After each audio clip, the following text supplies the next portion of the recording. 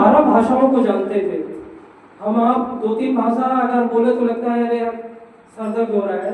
वो इतने जीनियस थे, कम से कम 12 भाषाओं को ज्ञान था।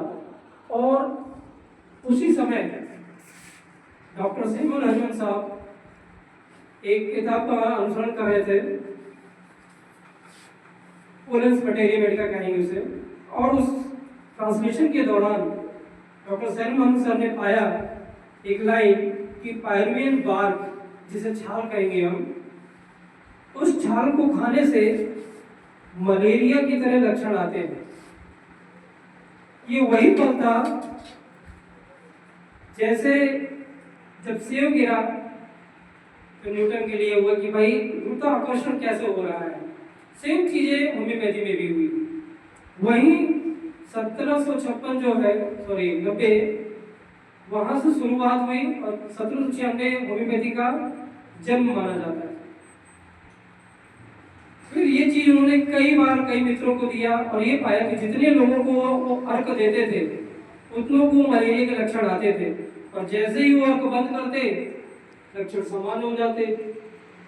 ये चीज उनको कहीं ना कहीं नई रिसर्च की ओर ले गई।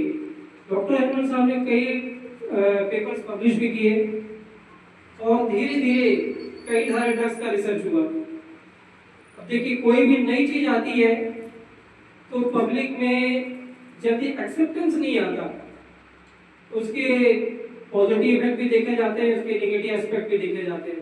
वो होम्योपैथी के साथ भी हुआ, लेकिन समय गुजरता गया। आज 200-250 साल बाद देखिए लोगों में धीरे धीरे अपनी जगह होम्योपैथी स्वयं बना रहा है। ये तो देखिए भूतकाल था।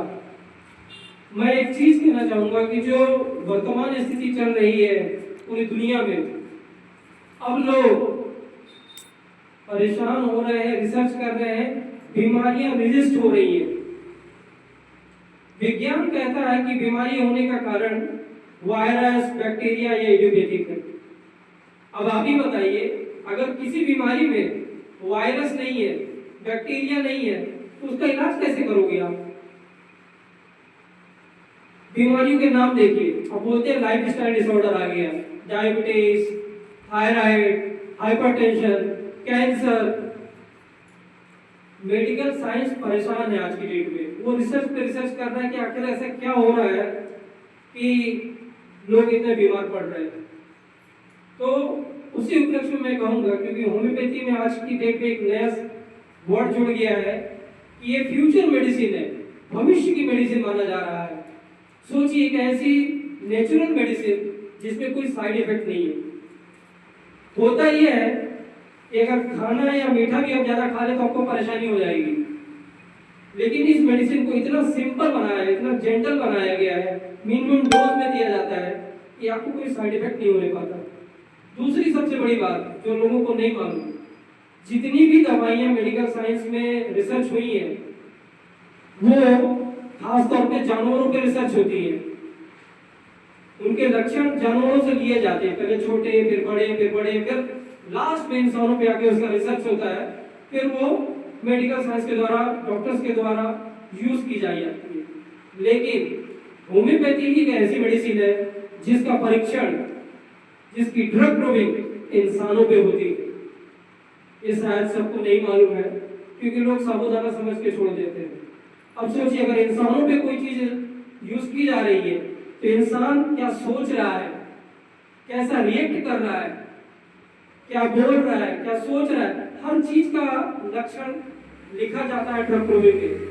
इसलिए होम्योपैथी में कहा गया है कि ये स्पिरिट को भी असर करती है, माइंड को भी असर करती है, सोल को भी असर करती है, बॉडी को भी असर करती है, और डिजीज तो है। तो इतनी सिंप्लिसिटी है इस मेडिसिन में। ज्यादा समय न लेते हुए मैं थोड़ा और बताऊंगा।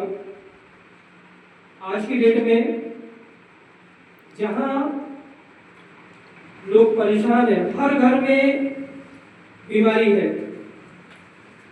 विज्ञान ये बोल रहा है कि डॉक्टर्स कम है हमारे पास और बीमारियां बहुत ज्यादा है।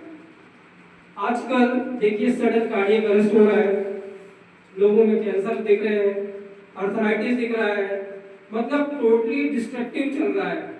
अब पहले जैसी बीमारियां नहीं है कि वो फिजियोलॉजिकल डिसऑर्डर हो रहा है, अब टोटली पैथोलॉजिकल आ गया है। होम्योपैथी एक ऐसी मेडिसिन है जो बिना सर्जरी के काम करती है। आपको ट्यूमर हो, दवाई से खत्म हो जाता है। आपको कोलेस्ट्रॉल बढ़ रहा है, दवाई से खत्म हो जाता है। शुगर बढ़ रहा है, शुगर दवाई से मेंटेन हो जा रहा है। ट्यूमर है, ट्यूमर दवाई से खत्म हो जा रहा है।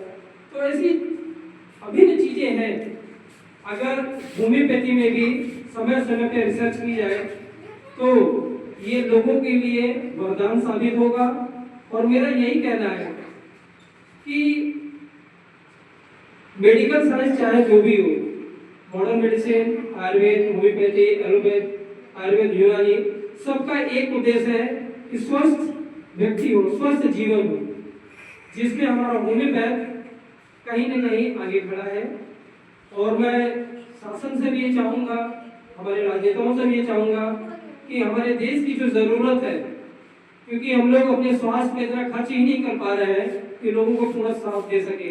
अगर होम्योपैथी घर घर तक पहुँचे हम सब के माध्यम से, आप सब के माध्यम से, तो हमारे स्वास्थ्य का जो बजट है देश का, वो कभी मेंटेन हो सकता है, कभी देखा जाए तो लोगों तक सुविधाएं पहुंच सकती है। बड़ी बीमारियों के लिए, इमरजेंसी के लिए एलोपैथ है, लंबी बीमारियों के लिए आयुर्वेद, होम्योपैथी है। और भविष्य अगर अच्छा चाहिए हमें अपने लोगों को, अपने देश का, तो होम्योपैथी को जन जन तक पहुंचाइए और होम्योपैथी अपनाइए, जिससे आपका भविष्य सुरक्षित हो। तो इसी के साथ मैं अपना वक्तव्य समाप्त करता हूँ। आज 10 अप्रैल हमारे महान डॉक्टर